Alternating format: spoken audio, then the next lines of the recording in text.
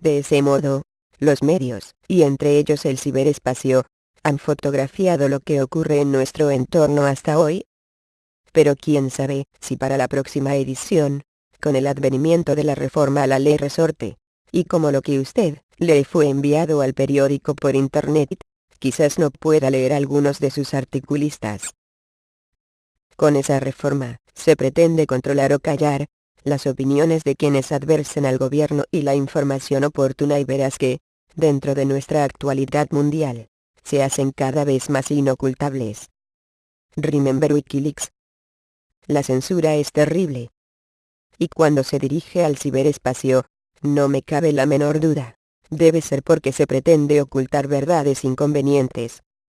Si no, pregúntele a los chinos que tenían bloqueados el acceso a algunas páginas web para impedir que conocieran a profundidad la verdad sobre Liu Xiaobo, pacifista, prisionero de conciencia, a quien fuera otorgado el Premio Nobel de la Paz como reconocimiento a su lucha por la libertad en China. Al final de este artículo, aparece nuestra dirección electrónica. Puede escribirme y darme su opinión, como han hecho muchos lectores a lo largo de estos años, a los que, de paso, estoy muy agradecida. Si quiere, hágalo ahora. Quién sabe si esta sea la última vez que usted pueda ejercer su libertad de expresión a través de Internet. anamariavaleria@gmail.com. Dictadura en vilo. Nerio Enrique Romero. El Universal. Sábado 18 de diciembre de 2010. Cuando el actual gobierno impuso en el 2005 su designio de nombrar, por cuenta propia y exclusiva, 12 jueces adicionales en el Tribunal Supremo de Justicia, comenzó a rodar el engranaje de una dictadura en Venezuela, el control de un partido sobre la justicia, y más si ese partido está bajo el dominio de quien ejerce unipersonalmente el poder ejecutivo. Cierra los caminos pacíficos a través de los cuales los ciudadanos, personas, partidos, empresas, sindicatos, ONG, u otras, pueden oponerse a imposiciones gubernamentales que vulneren sus derechos, y obtener del propio poder del Estado, en su rama judicial, la justicia.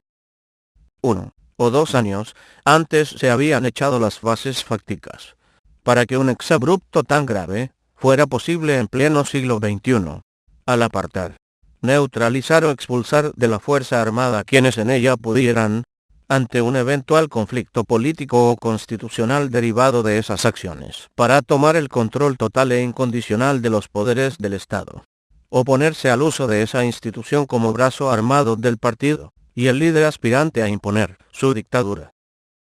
Desde entonces, la interpretación y aplicación de la Constitución y las leyes quedó casi totalmente cerrada como vía para dirimir diferencias entre los ciudadanos y el gobierno, o entre las organizaciones sociales y el gobierno, o entre gobiernos regionales y locales y el gobierno nacional, para pasar a ser un mecanismo que asegura la imposición de los designios del gobierno central, frente a todo el que ose oponérsele, casi en cualquier asunto.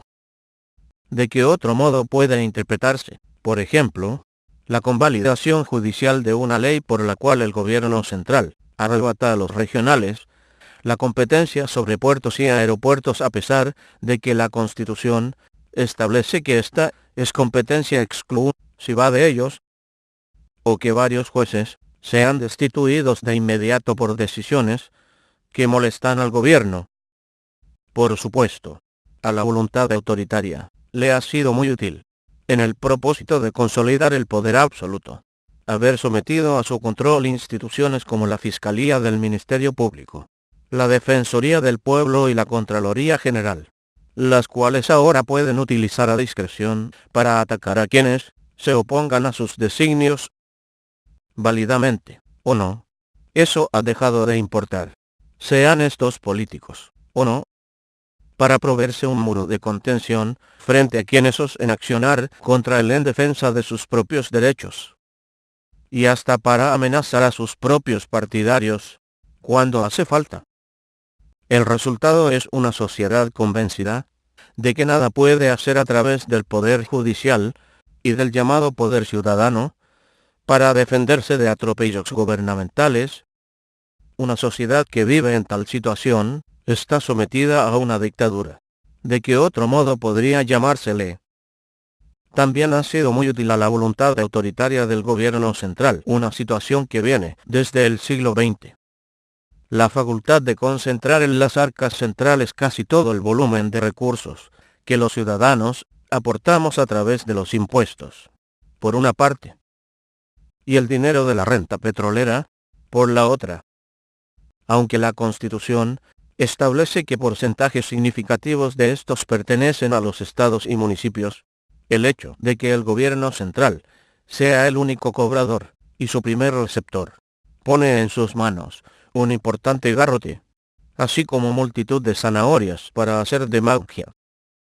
Y aunque la Constitución ordena crear las haciendas públicas regionales, para que los estados puedan recibir directamente la porción de los impuestos que les corresponde, los intentos por hacerla cumplir han sido burlados, lo cual constituye una violación constitucional que clama al cielo.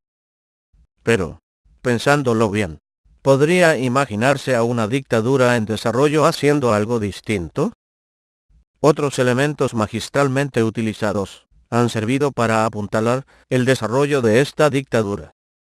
El alargamiento del período presidencial, la reelección indefinida y la exclusividad presidencial, en la práctica, de la facultad de conceder los ascensos militares y haber convertido al ente electoral, antes de conformación multipartidaria, en un ente dominado por el gobierno con la excusa de que sus rectores deben ser independientes. ¿Cómo se ha logrado ese milagro de la lógica del siglo XXI? Muy fácil. Dirigentes del partido de gobierno presentan una renuncia, de papel, a su militancia, un día antes de ser postulados, y acceden a esos cargos en condición de independientes.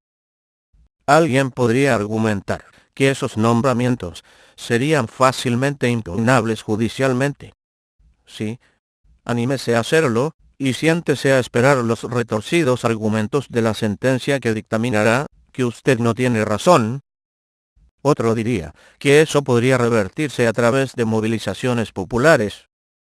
Ya se ha hecho, con sus correspondientes raciones de perdigones, gas lacrimógeno, oídos sordos, días de prisión y citaciones judiciales para los manifestantes.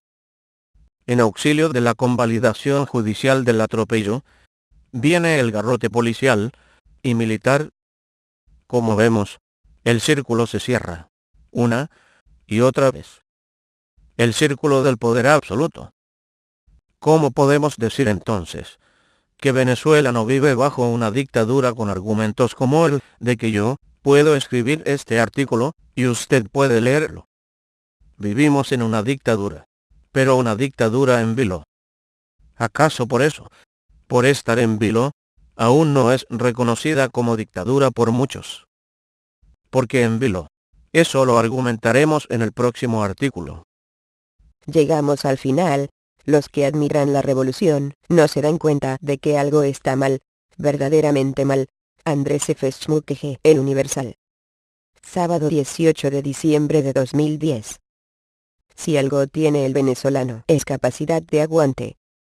Cuando estaba en primaria y bachillerato, tuve que aguantar todo tipo de burlas sobre mi altura, la manera como me peinaba, los lentes que usaba, la lonchera que tenía, o el bolso que cargaba.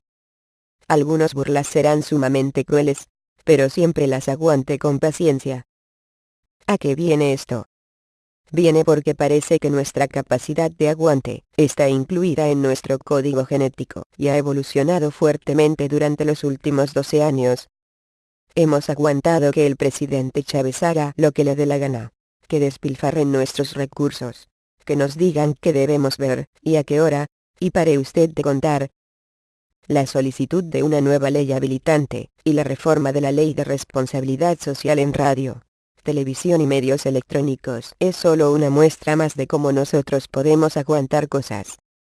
Ante el riesgo de que nos cercenen aún más nuestra libertad de expresión, deberíamos de estar en las calles, haciendo sentir nuestro desacuerdo, haciendo bulla, pero la única bulla que yo he visto que se hace es por el Twitter, y esto hasta que lo cierren, o lo regulen de tal manera que lo mejor sea que nos lo quiten. ¿Cuánto más tendremos que aguantar para reaccionar? Los que admiran la revolución, no se dan cuenta de que algo está mal, pero verdaderamente mal. ¿Cuántas vías de expresión tendremos que perder? Parece que solo nos queda esperar.